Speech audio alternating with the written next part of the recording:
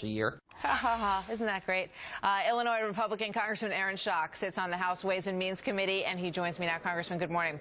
Good to have you here. Good morning, Martha. Good to be with you. You know, there's such a superior attitude in these sound bites, in these videos about how, you know, if you're really smart, you can sort of manipulate money because you know better than the people what's good for them. And he points to this event where he says they did it quite successfully in Massachusetts. He's very proud of it.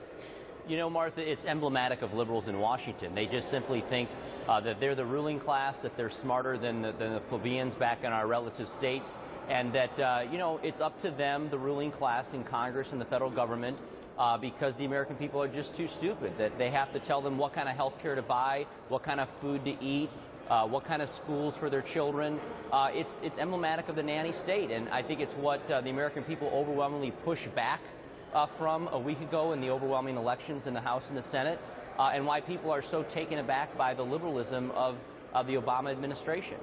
You know, when the bigger, more underlying part of all of this is not that he seems very smug as he's sort of talking about how the wool was pulled over the people's eyes in this country, but the fact that the wool was pulled over the people's eyes. And I'm wondering what happens now. So if, you know, does he have to go before Congress? Does he have to explain why it was okay to misrepresent this bill?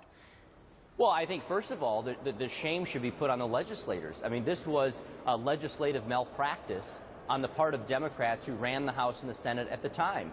They are the ones who refused to read the bill. They are the ones who refused to have hearings to find out what was in the bill. They were the ones who refused to let the American people find out what was in it before they passed it.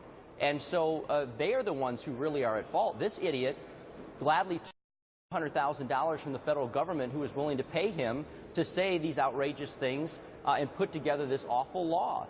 I mean, look, I don't know how many more videos we need to have to show that this guy is full of nonsense, but the fact of the matter is somebody in the Obama administration thought he was so brilliant that they should hire him and include him as an architect of drafting this most important signature law that the president was behind. All right, that's what's, I think, frustrating. So you're saying that Democratic lawmakers should be held responsible for misrepresenting this bill to the American people, and I'm asking again, you know, so what will you do to that end? Now, you know, Republicans are in power in both houses, so is this part of a reform repeal movement that you think is actual evidence that will help you in that goal?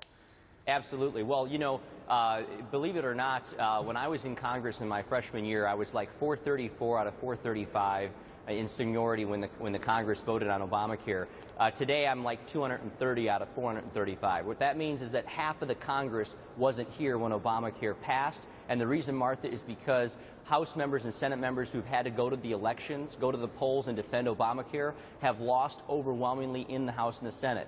On a policy level, what we're going to do very simply is there will be a repeal bill in the House, there will be a repeal bill in the Senate, and members will have the opportunity to vote on that. There's some speculation on whether the Senate will get to 60 votes and whether the president will veto it or not. I'm not going to speak for him at this point. But then at that point, if he does not sign a repeal and the repeal doesn't happen, we'll put forward bills that have passed the House last year overwhelmingly, bills that say let people buy health care that fits their family needs, that fits the business's needs, that aren't what the HHS secretary says you have to buy. That bill passed with overwhelming Democrat and Republican support in the House. I'm confident that if Mitch McConnell puts it on the floor of the Senate, that you'll have not only overwhelming Republican support, but some of the more conservative Democrats supporting it as well. Let the president veto a law that simply says Americans should be able to buy the health care they want, not the health care government says they have to buy. All right. Big, interesting developments on all this over the course of this week. Congressman Schock, thank you very much. Great to have you with us. Good to be with you, Martha. You bet. Thanks.